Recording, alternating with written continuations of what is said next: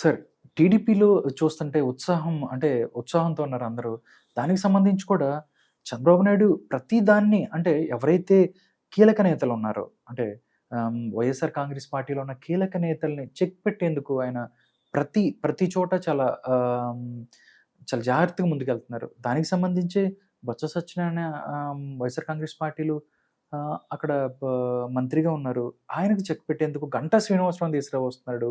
గంటాతో check పెట్టేందుకు అక్కడ పావులు కదుపుతున్నారన్నట్టు తెలుస్తుంది. అంటే ఇదేమన్నా వర్కౌట్ అయ్యే అవకాశం ఉందంటారా సార్? అంటే చీపురుపల్లిలో బొత్స సత్యనారాయణ మీద తెలుగుదేశం అభ్యర్థిగా గంటా శ్రీనివాసరావు అనేది సోషల్ మీడియాలో నడుస్తుంది. ఇలా చంద్రబాబు అందరికీ ఆసక్తికరంగా ఉత్కంఠగా రేకెత్తిస్తున్న ఎన్నిక అవుతుంది అనమాట. చీపురుపల్లి వైపే అందరి దృష్టి బెట్టింగ్లు కూడా చీపురుపల్లి మీదే ఉంటాయి.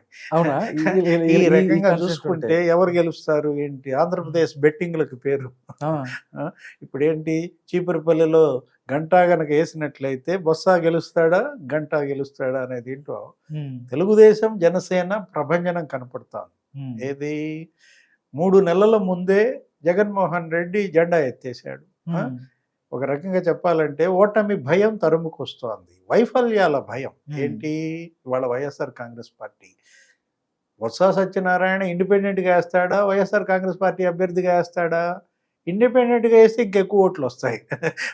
వైఎస్ఆర్ కాంగ్రెస్ పార్టీ అభ్యర్థిగా వేస్తే వచ్చే ఓట్ల కన్నా కూడా, ఎందుకంటే పార్టీ అంత అప్రదిష్ట పాలైంది. గత 5 ఏళ్లలో వీళ్ళు ఏం చేశారు? ఉత్తరాంధ్ర అభివృద్ధి చేస్తామన్నారు, రాజధాని 3 ముక్కలు చేశారు. క్యాపిటల్ని పరిపాలనా రాజధాని విశాఖలో పెడతామన్నారు. పోనీ దానికి తగ్గట్టుగా ఏమైనా అభివృద్ధి చేశారా? 5 ఏళ్లలో జగన్మోహన్ రెడ్డి విశాఖపట్నంలో ఎన్ని వేల కోట్లు ఖర్చు పెట్టారు. తెలుగుదేశం చంద్రబాబు స్పష్టంగా చెప్తున్నారు, ఈ ప్రాజెక్టులకు మేము ఇంత పెట్టాం, ఉత్తరాంధ్ర ఇరిగేషన్ ప్రాజెక్టుల మీద మేము 9,000 కోట్లు ఖర్చు పెట్టాం. నువ్వెంత ఖర్చు పెట్టావు జగన్మోహన్ రెడ్డి అని అడిగారు. ఫలానా సుజల స్రవంతికి ఎంత పెట్టావు, ఫలానా వేరే ప్రాజెక్టులకి ఎంత పెట్టావు అని చెప్పి స్పష్టంగా, తారకరామ తీర్థసాగర్కి ఎంత పెట్టావు, ఇలా అన్ని ప్రాజెక్టుల వారీగా అడిగితే ఆయన తీసుకెళ్లి జైల్లో వేశారు. 53 రోజులు జైల్లో పెట్టారు. దాని ఇంపాక్టే ఇవాళ సింపతి. తెలుగుదేశం పార్టీ కోలుకుంటుందని కానీ, మళ్ళా ఇంతగా రివైవ్ అవుతుందని కానీ మనం ఊహించలేదు. అలాంటిది తెలుగుదేశాన్ని గెలిపించేదాకా నిద్రపోయేటట్లేడు జగన్మోహన్. నేను మొత్తం 150 మాకు మిగితా అన్నట్టున్నాడా? అంతే కదా, రివర్స్ అనమాట. ఏది, రివర్స్ రెడ్డి గారు పరిపాలన రివర్స్ చేశాడు. రివర్స్ టెండర్ల సంగతి ఏమో కానీ గవర్నెన్స్ రివర్స్ అయింది, సీట్లు కూడా రివర్స్ అవుతాయి. ఇప్పుడు ఏమవుతుంది, మ్యాండేట్ రివర్స్ అవుతుంది, ప్రజా తీర్పు కూడా రివర్స్ అవుతుంది అనమాట. రేపు రాబోయే ప్రజలు కూడా, ఓహో పోయినసారి నీకు 151, వాళ్ళకి 23 ఇచ్చాం, రివర్స్ చేస్తే పోలా. రివర్స్ రెడ్డి గారికి రివర్స్ మ్యాండేట్ అనమాట.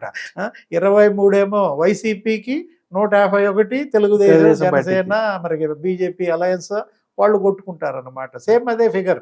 22 తెలుగుదేశం జనసేన ఎంపీలు వస్తే 3 ఎంపీలు జగన్మోహన్ రెడ్డికి దక్కుతాయన్నమాట.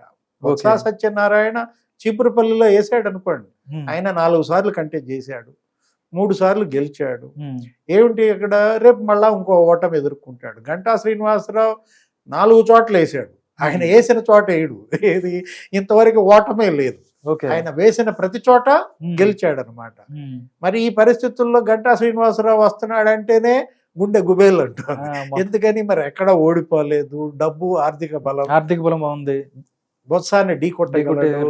ఈ పరిస్థితుల్లో మజ్జి శ్రీనివాసరావు బొత్స మేనల్లుడేమో ఎంపీ అంట, బొత్స ఝాన్సీ ఆయన భార్య ఇంకో చోట ఎంపీ అంట, బొత్స తమ్ముడు అప్పల నరసయ్య ఒక చోట ఎంపీ, ఒక చోట ఎమ్మెల్యే, ఆయన మేనల్లుడు శ్రీనివాసరావు ఇంకొక చోట ఎమ్మెల్యే. అంటే బొత్స కుటుంబానికి ఉత్తరాంధ్ర రాసి ఇచ్చారా?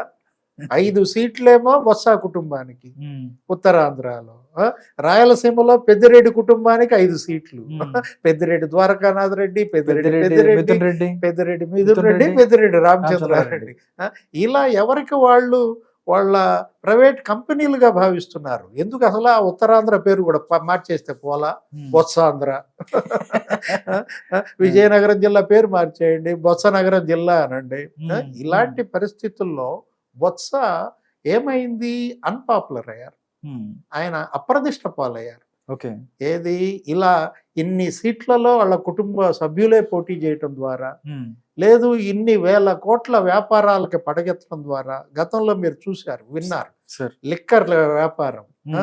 ఆయనే చెప్పాడు మొత్తం ఏమని, చేశాడు. అవును. నా ఫ్యామిలీ మా కుటుంబం ఏం లిక్కర్ వ్యాపారం చేస్తే తప్ప 5 జిల్లాల్లో లిక్కర్ సిండికేట్ మాదే అన్నాడు. అవును. ఇలాంటి పరిస్థితుల్లో బొత్స సత్యనారాయణ మళ్ళా గెలవడం అనేది అసాధ్యం అన్నమాట. ఈ వయసులో మరి ఆయన ఈ ఘోర పరాజయం పాలైతే ఇక ఆయన విశ్రాంతి, ఇక రిటైర్డ్ హార్ట్.